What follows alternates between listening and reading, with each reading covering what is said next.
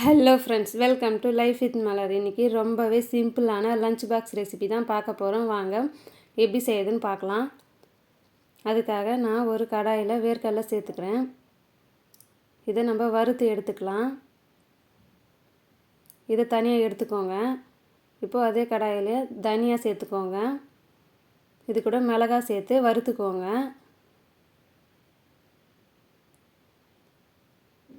இது வறுபட்டு வந்ததும் இது கூட எள்ளு சேர்த்து நல்லா பொரிஞ்சதும் நம்ம ஸ்டவ் ஆஃப் பண்ணிவிட்டு இது ஆறுனதும் நம்ம ஒரு மிக்ஸி ஜாரில் சேர்த்து அரைச்சி எடுத்துக்கலாம்.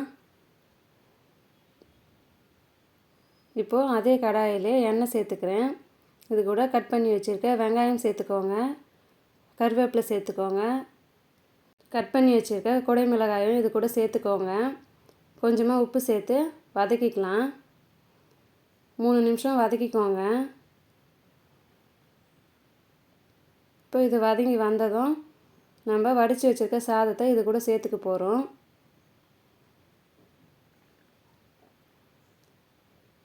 நம்ம அரைச்சி வச்சுருக்க பொடியையும் இது கூட சேர்த்துக்கலாம்.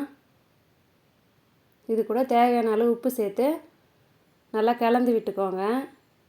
இந்த குடமிளகாய் சாதத்தை டிஃப்ரெண்ட்டாக நீங்களும் ட்ரை பண்ணி பாருங்கள்.